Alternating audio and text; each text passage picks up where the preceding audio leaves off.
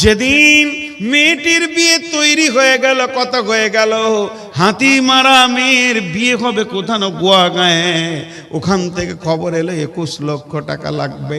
বাপের একটাই ছেলে, সেই স্কুলে চাকরি করে, একটা দোকান খুলেছে, ফার্মেসি করেছে বড়। বাপ তার বড় কলেজের প্রফেসর ছিল, রিটায়ারমেন্ট।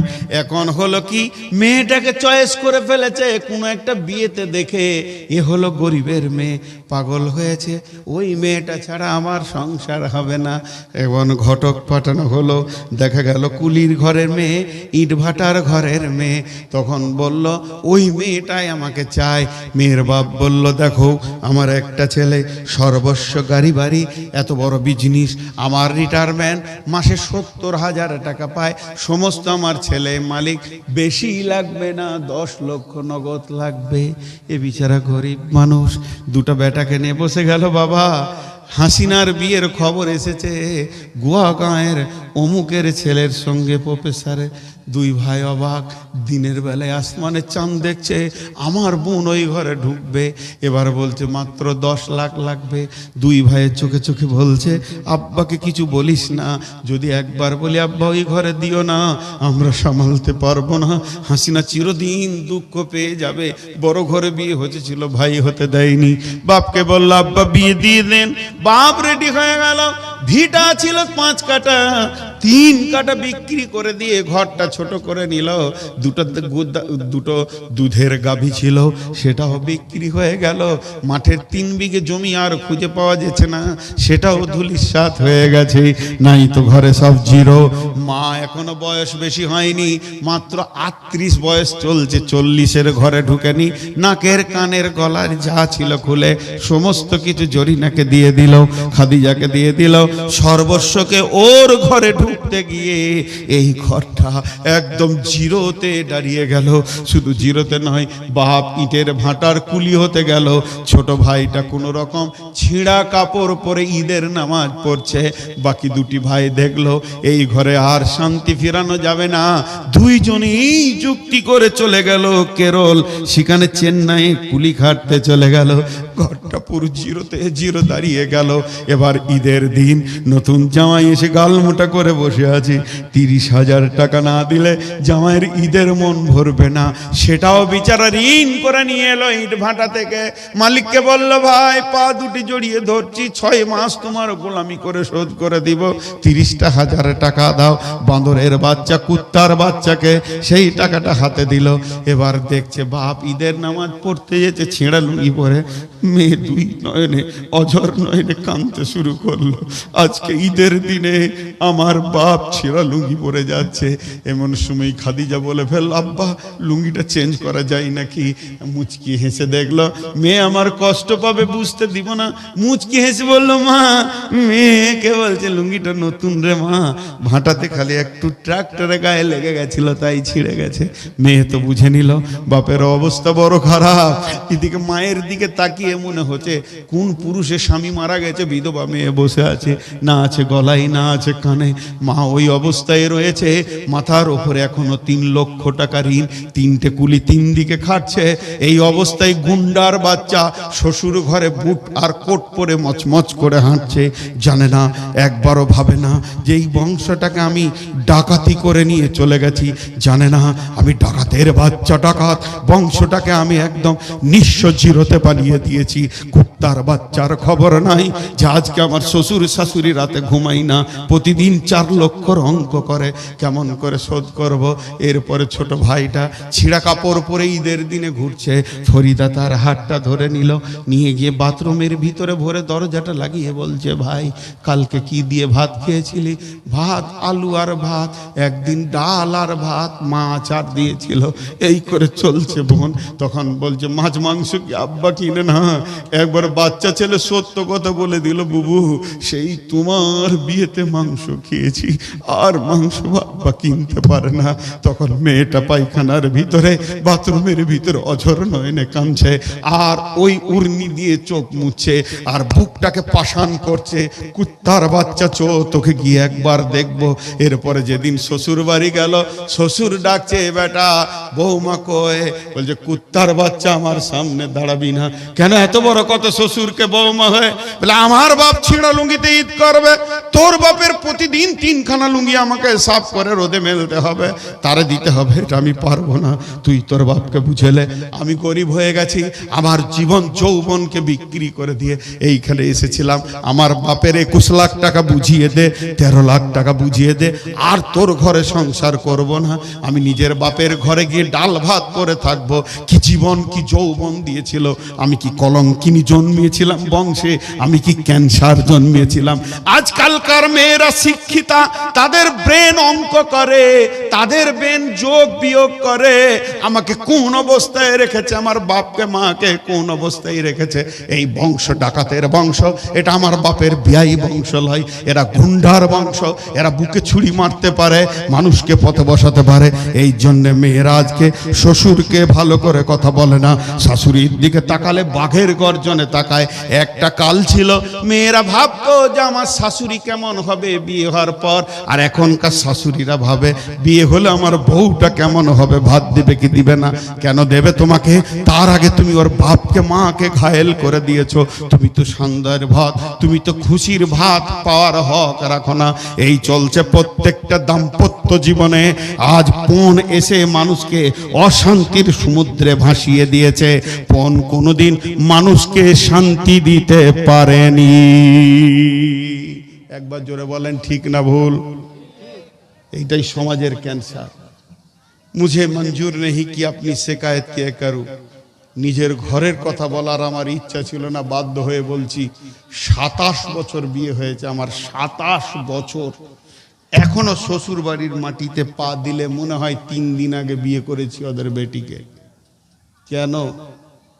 1 টাকা। আমার বাপকে আমার গ্রামের একটা মেয়ের বাপ বলেছিল একটা বাইক দিব, কি এত টাকা দিব আমার মেয়ের সঙ্গে বিয়ে দে। তো আমার বাপ সামনে সামনে বলেছিল, আমি কি তোকে বিক্রি করে দেবো ছেলেটাকে? তুই ভেবেছিস? ভাগ। আমার বাপ 4টা বেটার বিয়ে দিয়েছে, 4 আনা পয়সা জানে না, বরং বউদেরকে মাল দিয়ে দিয়ে নিয়ে এসছে। 4খানা বউ আমাদের ঘরে আছে। আব্বা মা পৃথিবীতে নাই, চলে গেছে। তা আমার বাপ হিরো ছিল, হিরো বউদের কাছে। আমি দেখেছি আমার বিবিকে, খবরদার বাপের বাইরে কথা বলবে না বলতো, জানতো যেটা আমার অরিজিনাল শ্বশুর। জি, একদিন আমি নিজে বকছি আমার বিবিকে, কি কারণে? হঠাৎ আমার আব্বা এসে বলছে, তুই খুব জ্ঞানী হয়ে গেছিস নাকি? তোর বয়স ওর বয়স এক আছে, ওকে এখনো সময় দে, আরো বড় হবে, ছেলের মা হবে, তারপরে বুঝবে। তুই এখন কি বুঝাবি? তা আমার বিবি বুঝে নিলে এটা আমার শ্বশুর লয়, এটা আমার বাপ, এটাই আমার বাপ। ও গিয়ে ওর নিজের বাপকে, মানে আমার শ্বশুরকে বলেছে, আব্বা আমার শ্বশুর যা করে তুমি তা পারোনি আজ পর্যন্ত। আমাকে মা বলে ডাকে এবং আমার জন্য আমার স্বামীকে বকে। আমি অনেক সুখে আছি। তার কারণটা কি? চেতনা থাকতে হবে মাথায়। আজকে শেষ করে দিয়েছে, এই পণ বিশ্বটাকে জ্বালিয়ে দিয়েছে। শুধু এখনো 2টো আয়াতের তর্জমা করতে গেলে 5 ঘন্টা লাগবে।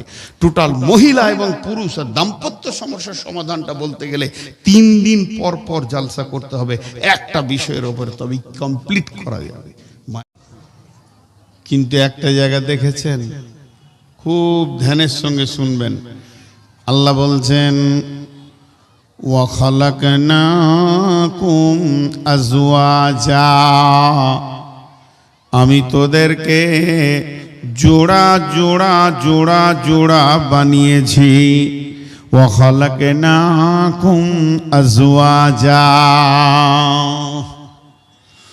শুধু তাই নয়, রব্বুল আলামিন বলছেন, ওমিন আয়াতিহি আন খালাকা লাকুম মিন আনফুসিকুম আজওয়াজান লিতাসকুনু ইলাইহা ওয়া জাআলা বাইনাকুম মাওয়াদ্দাতাও ওয়া রাহমা ইন্না ফী যালিকা লাআয়াতিন লিকাউমিন ইয়াতাফাক্কারুন। জোড়া সৃষ্টি করেছো সবার, তাই তো সুন্দর ধরা। একের লাগে অপরজনে হয় যে মাতোয়ারা। বন্ধুরা আমার, এইটার নাম বোতল। বোতলে আছে পানি, বোতলে আছে পানি। পানিতে কি আছে? পানির ভিতরে কি স্বাদ আছে? পানি কতটা কলিজাকে ঠান্ডা করে পানি নিজেই জানে না।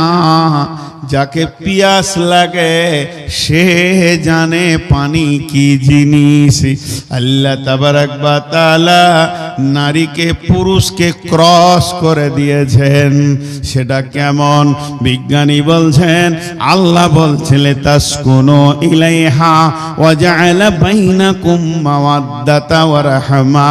আমি তোমাদের দুইজনের মাখামাখির ভিতরে আনন্দ এবং রহমতের ভান্ডার রেখেছি, এবং তোমার ভিতরে যে উগ্রতা আছে সেটা ঠান্ডা করে শিথিল করে দেবে তোমার বিবি। আমি এত দূরের ভিতরে আমি সমস্ত আনন্দের ভান্ডারকে ভরে দিয়েছি। তাই কবি বলছেন, জোড়া সৃষ্টি করেছো সবার, তাই তো সুন্দর ধরা। একের লাগি অপরজনে হয় যে মাতোয়ারা। একটা জোয়ান মেয়ে, ব্যাচেলিয়ার মেয়ে, মেয়েটি জানে না ওর ভিতরে কি আনন্দ আছে, কি স্বাদ আছে, কি সুখের ভান্ডার আছে। মেয়েটা নিজে জানে না, ওটা জানে ওটা জানে পুরুষ। পুরুষকে জিজ্ঞেস করো মেয়ে কি জিনিস, বর্ণনা দিয়ে দেবে ওর ভিতরে কত আনন্দ ভরা আছে। তেমনি পুরুষের ভিতরে আনন্দ ভরা আছে, পুরুষ নিজে জানে না কি জিনিস, কি সুখ পুরুষের ভিতরে রয়েছে, ওটা মহিলারা জানে। একটা মেয়েকে জিজ্ঞেস করো পুরুষ কি জিনিস, সে পাগলের মতো আত্মহারা হয়ে যাবে। তাই আমার আল্লাহ বলেছেন, তোদেরকে জোড়া সৃষ্টি করে শুধু আমি ছেড়ে দিইনি, একে অপরের পাগল আমি বানিয়েছি।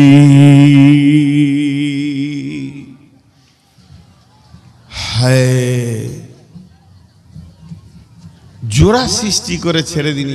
আচ্ছা, ওদের দুজনের বসার জায়গা হচ্ছে না, একটু জায়গা দেন তো, একটু জায়গা দেন। আহা, কোথা থেকে এসেছে আল্লাহ জানে, মাথা কাজ করছে না, বসতে হবে মনে পড়ছে না, দাঁড়িয়ে আছে ঘোড়ার মতো, টাট্টুর মতো, ওদেরকে একটু বসতে দেন। আহা, চলে। পুরুষ শেষ, পুরুষ শেষ। কথাগুলো খেয়াল করবেন। আমি অনেক দর্শন তথ্য বলবো আজকে। আমাকে যিনি ফোন করে করে বারবার এখানে এনেছেন, উনি বললেন যে নারী পুরুষ সম্পর্কে বলবেন। তো পুরুষ এই পর্যন্ত শেষ। পুরুষ তো পুরুষ, মর্দ মর্দ, বাস। আর আল্লাহ পুরুষের জন্য দ্বিতীয় ভাষা ব্যবহার করেননি। মেয়েদেরকে 3 রকম বলেছেন, শুধু মহিলা বলেননি। মেয়েদেরকে বলা হয়েছে নিসা মানে মহিলা, মেয়েদেরকে বলা হয়েছে হার্স, হার্স, হার্স মানে উর্বর জমি। মেয়েদেরকে বলা হয়েছে মাতা মানে সম্পদ। মেয়েদেরকে বলা হয়েছে মাতা মানে সম্পদ। একই মেয়েকে 3 রকম করে ডাকা হয়েছে। যার নাম ইন্ডিয়া, তারই নাম হিন্দুস্তান, তারই নাম ভারত। দেশ একটা, নাম হলো 3টি বন্ধুরে। তেমনি মেয়েরা একটাই, কিন্তু আমার রব 2 রকম বলেছেন, নবীজি 1 রকম বলেছেন। টোটাল একটা মেয়েকে 3 রকম ডাকা হয়েছে।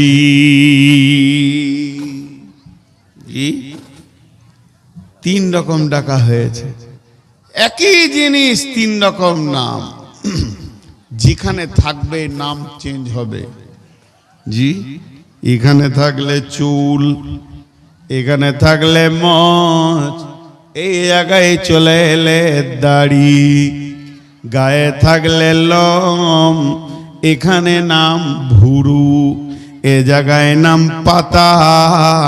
অতএব জিনিস একই, কিন্তু মহল্লায় সময়ের জায়গাতে নামের পরিবর্তন।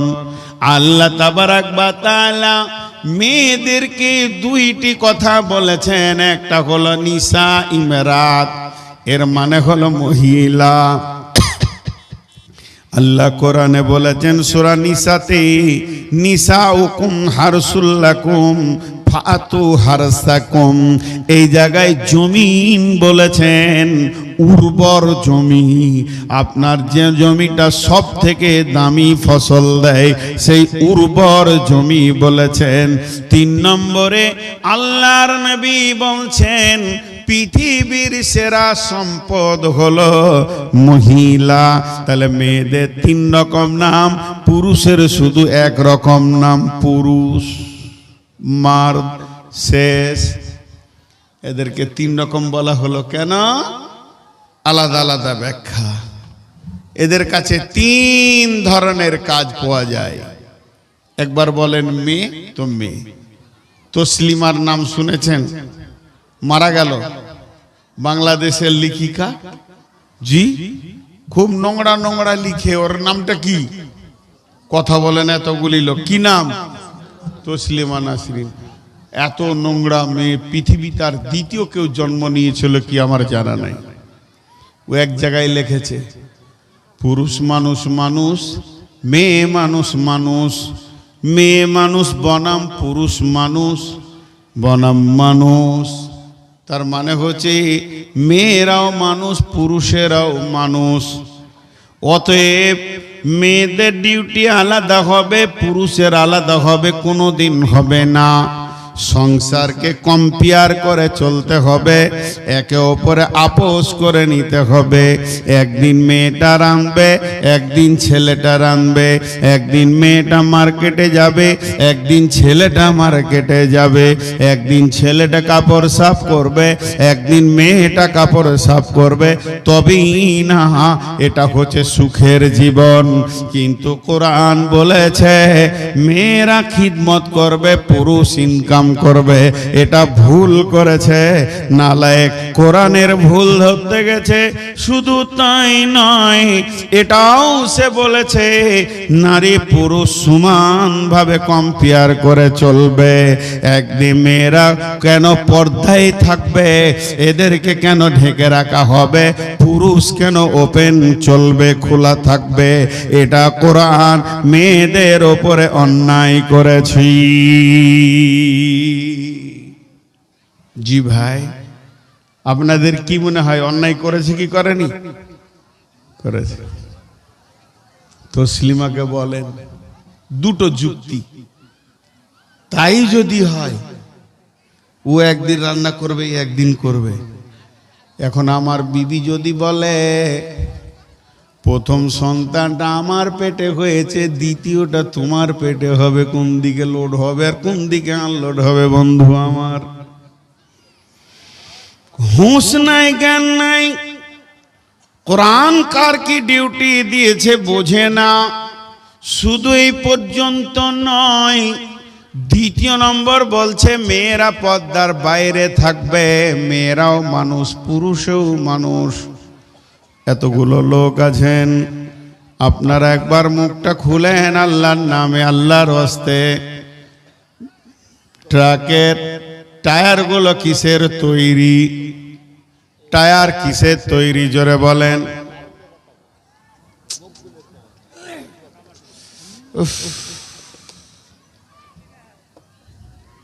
এইদিকে কেউ খাতা নিয়ে বসেন,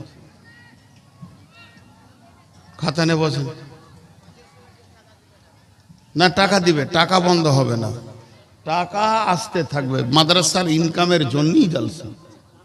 হ্যাঁ, এইদিকে লিখে লিখে আপনারা একবার মুখ খুলবেন, যেটা আমি জিজ্ঞেস করছি। টায়ার কিসের তৈরি? রবার না লোহা? টিউ কিসের তৈরি জোরে বলেন?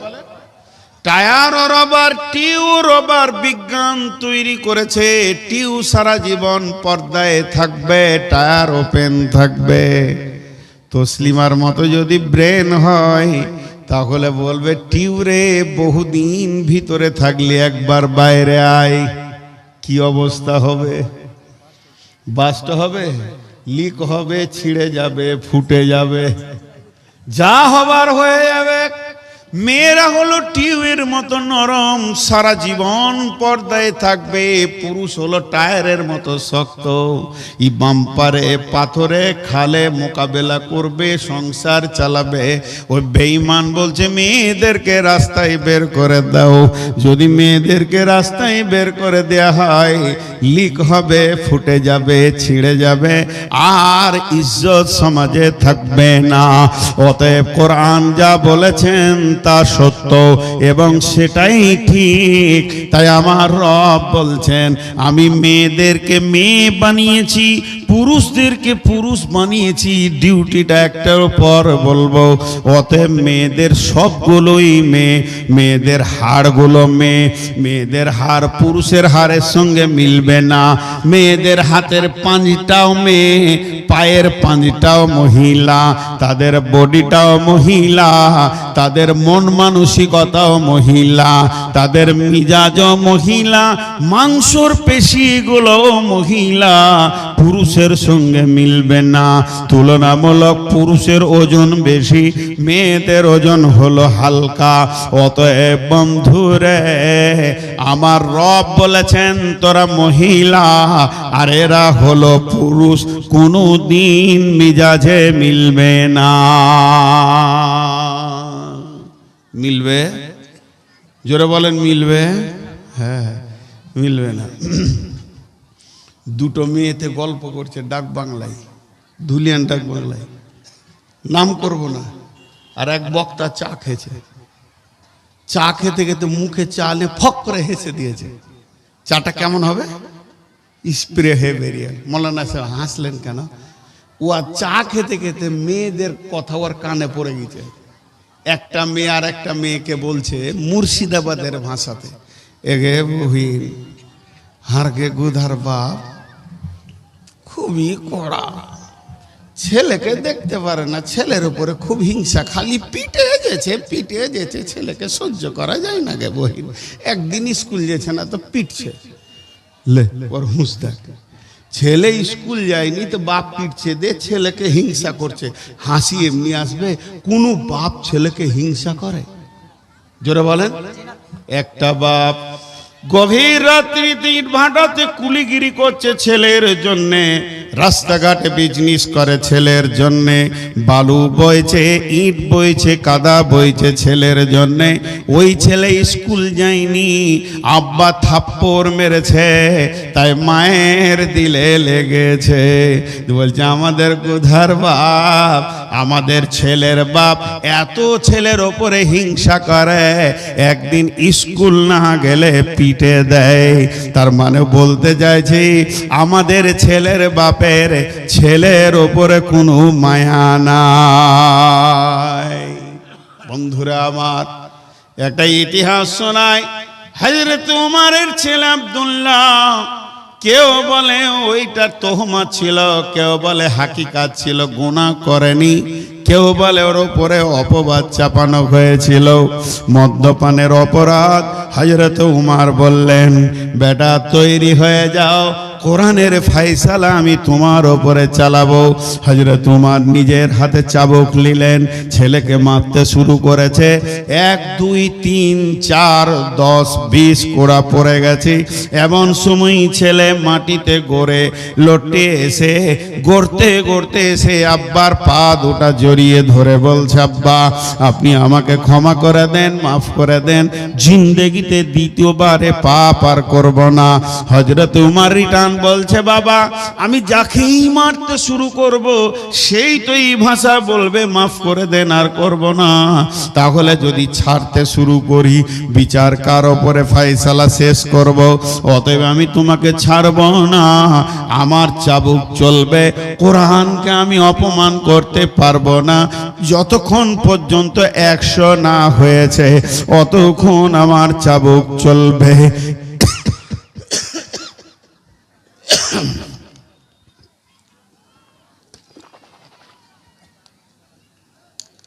একজনে দাঁড়িয়ে থাকবেন না বলে দিচ্ছি, মাথা গরম হবে আমার, এই ডিস্টার্বটা অন্তত করবেন না। যতক্ষণ 100 পুরা না হয়েছে আমার চাবুক বন্ধ হবে না, চলছে চলছে চলছে, এক পর্যায়ে ছেলে শিথিল হয়ে গেছে, আর নড়ার ক্ষমতা নাই, স্ত্রী চোখের সামনে দেখছে ছেলে যেন মৃত্যুর দরজার দিকে হাঁটছি, হাত দুটো প্রসারিত করে বলছেন আমিরুল মুমিনিন খলিফাতুল মুসলিমিন, এখনো কি আপনার চাবুক থামবে না? ছেলের ওপরে কি চলতে থাকবে? তো আপনার কি মায়া নয়? হযরত উমর বলছেন তুমি মহিলা তুমি অর্ধেক বুদ্ধির মানুষ, তোমার দূরদর্শিতার কমি আছে, তুমি তাই হাত দুটিকে নিয়ে ছেলেকে বাঁচানোর জন্য চলে এসেছো। শুনে লাও, এই ছেলেটা যেমন তোমাকে মা বলেছে আমাকে আব্বা বলেছে, ছেলেটা তোমার একা নয়, তুমি আমি মিলে সন্তান, অতএব তুমি যত গালে চুমা দিয়েছো অতটাই চুমা আমি আমার সন্তানকে দিয়েছি। তুমি চাইছো তোমার দূরদর্শিতা কম, তাই তুমি চাইছো আমার হাত থেকে ছেলেটা বেঁচে যাক, তুমি চাইছো চাবুক থেকে ছেলেটা বেঁচে যাক। আমি উমার ছেলেটাকে কত ভালোবাসি, আমি জোরে জোরে মারছি, এই জন্যই মারছি, আমি চাইছি আমার ছেলে আল্লাহর জাহান্নাম থেকে বেঁচে যাক। আমি মারছি কেন? জাহান্নাম থেকে বাঁচানোর জন্য মারছি। তুমি ছাড়াতে চাইছো কেন? আমার হাত থেকে বাঁচাতে চাইছো। তোমার আমার চিন্তা বহুদূর এগিয়ে পেছিয়ে গেছে, অতএব 100 করা না হওয়া পর্যন্ত চাবুক থামবে না। ইতিহাসবিদরা কেউ কেউ বলে 100 পুরা হলো না, ছেলে মারা গেল, ছেলেকে নিজের হাতে গোসল দিয়ে দাফন করালেন।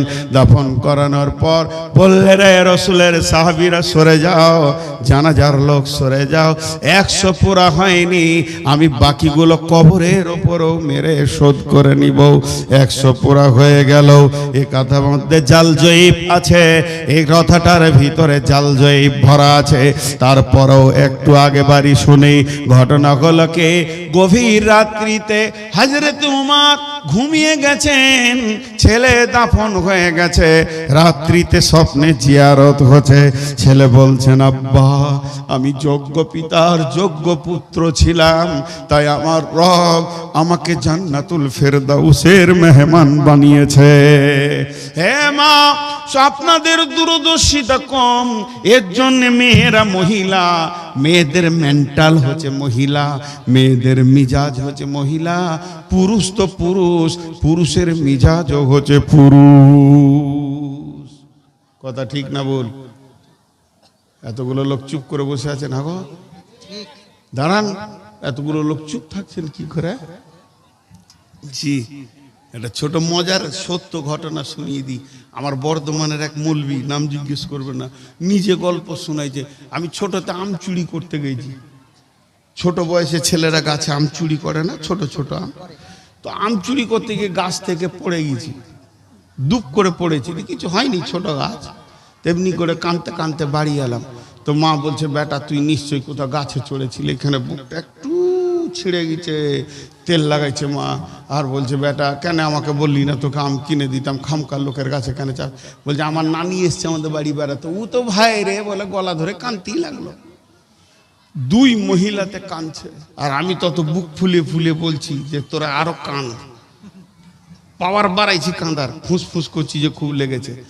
নসিব খারাপ, এই 2 মহিলাকে আমি কাঁদাইছি, তা আমার নসিব খারাপ, আব্বা কোথা ছিল এসি বলছে খাবিস, জুতা খুলে পিটতে শুরু করেছে, উঠি মেরে দিলাম দৌড়, যে এর দিলে মায়া নাই।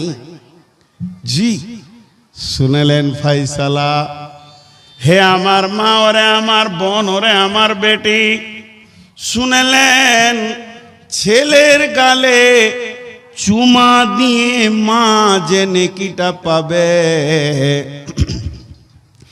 ছেলের গালে চুমা দিয়ে মা যে নেকিটা পাবে, ছেলেকে গায়ে তেল মাখিয়ে আদর করে মা যে নেকিটা পাবে, আব্বা ছেলের গালে থাপ্পড় মারলে একই নেকি পাবে।